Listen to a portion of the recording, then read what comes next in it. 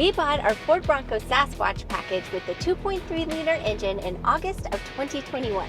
Now, with more than 40,000 miles and 3 years of ownership under our belt, we have learned a thing or two about what it's like to own a Bronco. It's been about a year since our last Bronco update, so it seemed time to maybe do another. Quick reminder, as a first-year Bronco, we had some early issues. Things like there was whistling underneath the hood, there was some speaker buzz, there was some creepiness from the backup camera. What was the creepy part? Well, it looked like a TV show called Stranger Things that you haven't seen yet. Very, very creepy.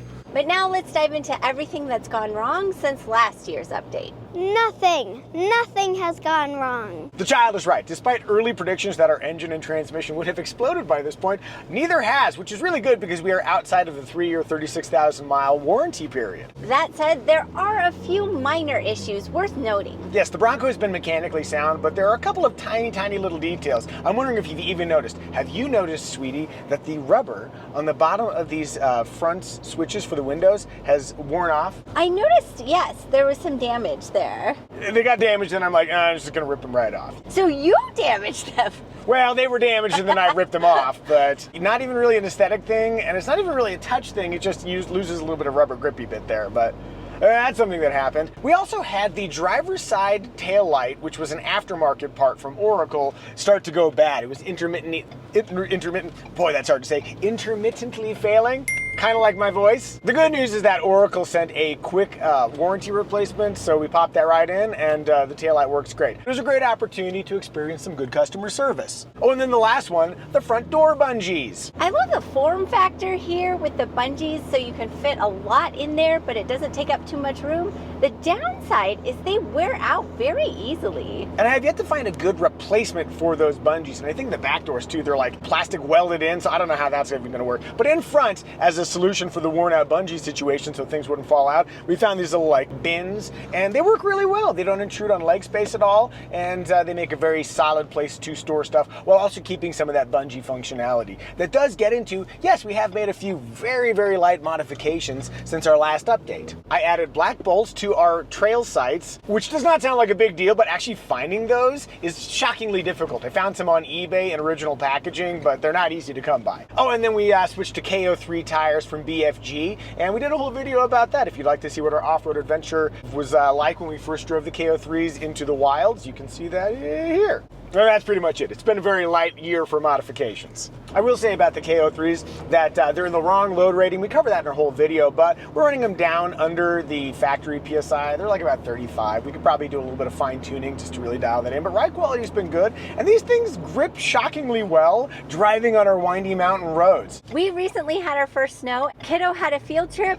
I had to go pick her up. I passed so many people who were stuck on the side of the road, but the KO3s got me up the hill, no problem. So early indications are the KO3s will serve us well during the winter time. A couple updates about previous modifications. So we have the capable bumper up front, which allowed us to put on the Ford factory skid plates, and indeed, those have worked really well. In fact, I noticed some scraping on the skid for the fuel tank. I was like, hey, I'm sure glad that was scraping metal instead of the plastic fuel tank that was previously exposed.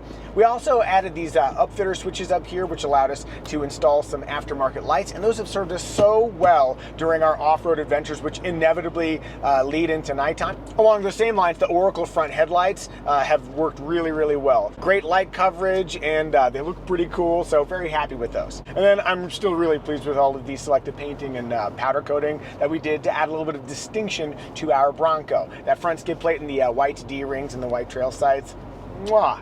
I congratulate myself.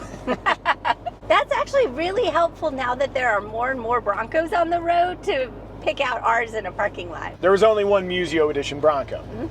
I wish we had more to report, like, oh, here's some crazy problems, this would be good clickbaity stuff, but it really hasn't. I don't wish that. But sweetie, think about the YouTube audience. Honestly, our first 3 years of Bronco ownership have been great. There were some early minor issues, which is really not surprising with the first year vehicle, but overall, the Bronco has been a rock star. Oh, and we would be remiss if I didn't mention that there is a pretty massive recall for the 2.7-liter liter V6 engine that they have in the Bronco. We got the 2.3 liter, so it doesn't affect us, but we know it affects many other people. Keep in mind that the way the recall works is that they're really just testing. There's a very, very limited number of valve issues, and basically for Broncos made it to a certain point without the valves killing the engine, your Bronco's gonna be fine. So there is a recall there, but it doesn't really affect us.